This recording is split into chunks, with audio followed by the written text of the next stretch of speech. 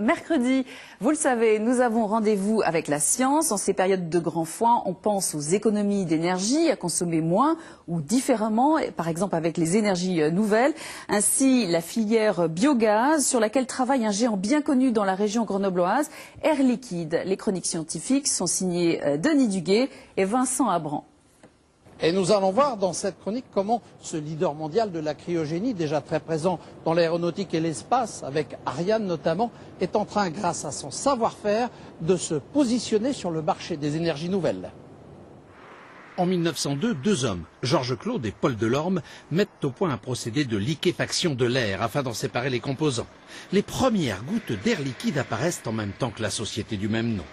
Présente aujourd'hui dans 80 pays avec 43 600 collaborateurs, l'entreprise est devenue leader mondial des gaz pour l'industrie, la santé et l'environnement.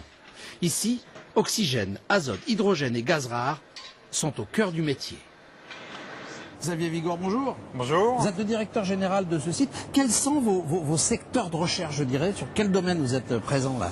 Alors, on travaille dans le domaine des hautes technologies, comme le spatial, la fusée Ariane, l'aéronautique.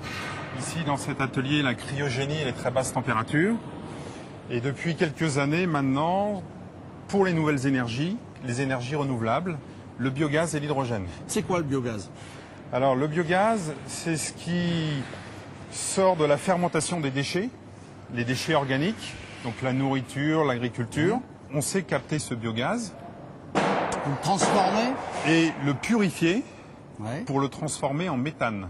Pour réaliser cette transformation, les ingénieurs ont mis au point un filtre spécial. À première vue, il s'agit d'un simple conteneur de 40 pieds du même type que ceux que l'on utilise généralement pour le transport de marchandises.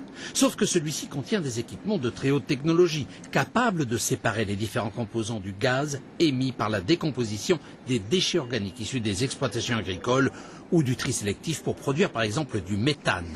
Assemblée chez un sous-traitant basé à Jarry, près de Grenoble, cette boîte magique a de quoi donner un sérieux coup de pouce à la filière biogaz. C'est notre ambition, c'est grâce à cette technologie de pouvoir accompagner la filière et proposer à la filière de production de biométhane des technologies. Le cœur du système, ce sont nos membranes qui sont là, qui vont permettre de séparer le dioxyde du carbone du méthane, le CH4. Et donc c'est vraiment un filtre. Donc pour les opérateurs et les exploitants, ça veut dire une grande facilité d'utilisation, très peu de maintenance et un rendement énergétique qui est excellent.